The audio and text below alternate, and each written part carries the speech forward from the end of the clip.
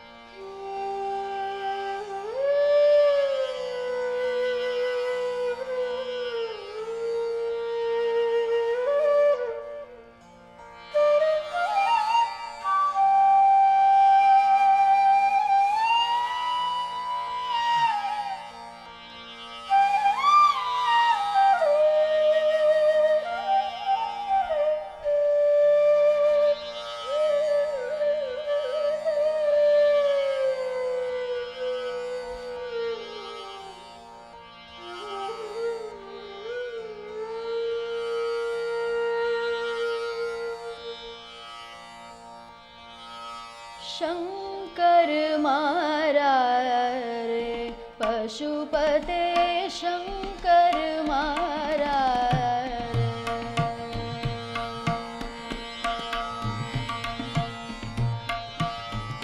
शंकर मारा रे पशुपते, शंकर मारा रे। गिरिजा रे भवा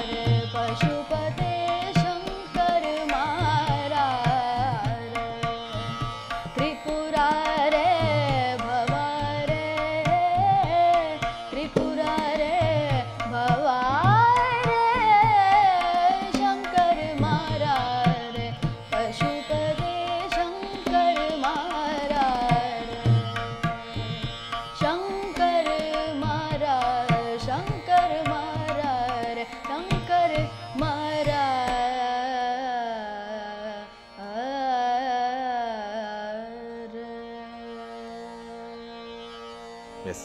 ಸೊ ಚೈತ್ರ ಅವರ ಹಾಡುಗಳನ್ನ ಕೇಳ್ತಾ ಇದ್ವಿ. ಆದರೆ ಈ ಕಾರ್ಯಕ್ರಮ ಮುಂದುವರ್ಸೋಕ್ಕಿಂತ ಮುಂಚೆ ಇನ್ನೊಂದು ಚಿಕ್ಕದಾಗಿ ಗಣೇಶನ ನೋಡ್ಕೊಂಡು ಬರೋಣ. ಅದು ಮಾತಾಡುವ ಗಣೇಶ ಮಾತಾಡಿದರೆ ಹೇಗಿರುತ್ತೆ, ಅದು ಇಂದುಶ್ರೀ ಜೊತೆ ಇರುವಂಥ ಗಣೇಶ ಮಾತಾಡಿದರೆ ನಿಜಕ್ಕೂ ತಮಾಷೆ ಆಗಿರುತ್ತೆ. ಹಾಗಾದರೆ ಬನ್ನಿ ಈ ಮಾತಾಡುವ ಗಣೇಶನ ನೋಡ್ಕೊಂಡು ಬರೋಣ. ಗಣಪತಿಗೆ ಪಂಚಕಜ್ಜಾಯ, ಗಣನಾಯಕನಿಗೆ ಲಂಚ ಕಜ್ಜಾಯ. ಒಂದ್ಸತಿ ಏನಾಯ್ತು ಗೊತ್ತಾ? ಏನಾಯ್ತು ಗಣಪತಿ? ಅಯ್ಯೋ, ಯಾವುದೋ ಭಕ್ತಿಯ ಮನೆಗೆ ಹೋಗಿದ್ವಿ, ವರಮಹಾಲಕ್ಷ್ಮಿ ಹಬ್ಬದ ದಿನ. ಅಲ್ಲಿ ಅವರು ಪೂಜೆ ಮಾಡ್ತಾ ಇದ್ರು. ಒಂದು ಕಪ್ಪು ಹುಡುಗಿ ಬಂದ್ಬಿಟ್ಲು ಅವ್ರ ಮನೆಗೆ. ಅಯ್ಯೋ, ಬಾಗಿಲು ತಟ್ತಾ ಇದ್ದಾಳೆ. ಅವ್ರ ಮನೆಯವರು ಬಂದು ಬಾಗಿಲು ತೆಗೆದು ನೋಡಿದ್ರೆ ಯಾರೋ ಈ ಕಪ್ಪು ಹುಡುಗಿ. ಯಾರಮ್ಮ ನೀನು ಅಂತ ಕೇಳಿದ್ರೆ ನಾನು ಲಕ್ಷ್ಮಿ ಅಂದ್ಲು. ಲಕ್ಷ್ಮಿ ಅಂತ? ಅಯ್ಯೋ, ಈ ಲಕ್ಷ್ಮಿ ಅಂತಿರಲ್ಲ, ಲಕ್ಷ್ಮಿ ಅನ್ನೋಳು ತುಂಬ ಸುಂದರವಾಗಿ ಚೆನ್ನಾಗಿ ಬೆಳ್ಳಕ್ಕೆ ಶ್ವೇತವರ್ಣದವಳಾಗಿರ್ತಾಳಲ್ಲ ಅಂತ ಕೇಳಿದ್ರೆ ಅವಳು ಏನಂದ್ಲು ಗೊತ್ತಾ? ಏನಂದ್ಲು ಗಣಪತಿ? ಅಯ್ಯೋ, ಅವಳು ಬ್ಲ್ಯಾಕ್ ಮನಿ, ಅದಕ್ಕೆ ಬ್ಲ್ಯಾಕ್ ಲಕ್ಷ್ಮಿಯಾಗೆ ಬಂದಿದ್ದಾಳೆ ಅಂತ ಅಂದರು. ಈಗ ಸರ್ಕಾರ ನಡೆಸ್ತಾ ಇರೋದು ಯಾರು ಗಣಪತಿ? ಅಯ್ಯಪ್ಪ ಸ್ವಾಮಿಯಿಂದಲೇ ಸರ್ಕಾರ ನಡೀತಾ ಇರೋದು. ಅಯ್ಯಪ್ಪ ಸ್ವಾಮಿಯಿಂದಲಾ? ನೀನು ಹೇಳ್ತಾ ಇರೋದೇ ನಂಗೆ ಅರ್ಥ ಆಗ್ತಾ ಇಲ್ಲ. ಅಯ್ಯ ಅಪ್ಪ ಸ್ವಾಮಿ ಅಂದರೆ ಏನು? ಏನು? ಸಿದ್ದರಾಮಯ್ಯ ಅಯ್ಯ, ಅಪ್ಪ ಯಡಿಯೂರಪ್ಪ, ಸ್ವಾಮಿ ಕುಮಾರಸ್ವಾಮಿ, ಅವರು 3 ಜನದಿಂದ ನಡೀತಾ ಇರೋದು ಅಂತ ಹೇಳಿ ಅಯ್ಯಪ್ಪ ಸ್ವಾಮಿಯಿಂದ ನಡೀತಾ ಇರೋದು ಅಂತ ಹೇಳಿದೆ.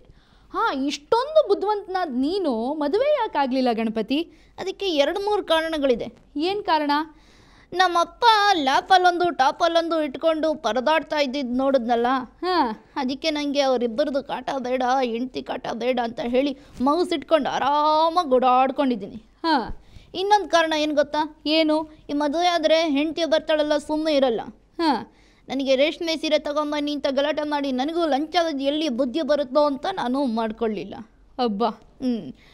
ರಾಕ್ಷಸರು ಆಗಿನ ಕಾಲದಲ್ಲಿ ಇದ್ದಂಥವ್ರು. ಅವ್ರ ಜೊತೆ ನೀವೆಲ್ಲ ಹೋರಾಡಿ ರಾಕ್ಷಸರನ್ನ ಸೋಲಿಸಿದ್ರಿ. ಈಗ ಹೇಗನ್ಸುತ್ತೆ? ಆಗ ಬಕಾಸುರ ಕುಂಭಕರ್ಣಗಳನ್ನೆಲ್ಲ ನಮ್ಮವರು ದೇವತೆಗಳು ಸೋಲಿಸಿದ್ರು. ಆದರೆ ಈಗ ಒಬ್ಬ ಬಕಾಸುರ ಒಬ್ಬ ಕುಂಭಕರ್ಣ ಇಲ್ಲ. ಎಲ್ಲ ವಿಧಾನಸೌಧದಲ್ಲಿರೋರು ಅವರನ್ನೇ, ಎಲ್ಲ ತಿಂತಾರೆ, ಎಲ್ಲ ನಿದ್ದೆ ಮಾಡ್ತಾರೆ. ಯಾರನ್ನ ಅಂತ ಸೋಲ್ಸೋದಕ್ಕಾಗುತ್ತೆ? ಗಣಪತಿ, ನಿನಗೆ ಜನ ಬಂದು ನಿನ್ನಲ್ಲಿ ಬೇಡ್ಕೋತಾರಲ್ಲ, ಆಗ ನಿನ್ಗೆ ಏನು ಅನಿಸುತ್ತೆ? ಏನು ಜನನೋಪ್ಪ, ನನಗೊಂದು ಅರ್ಥ ಆಗಲ್ಲ.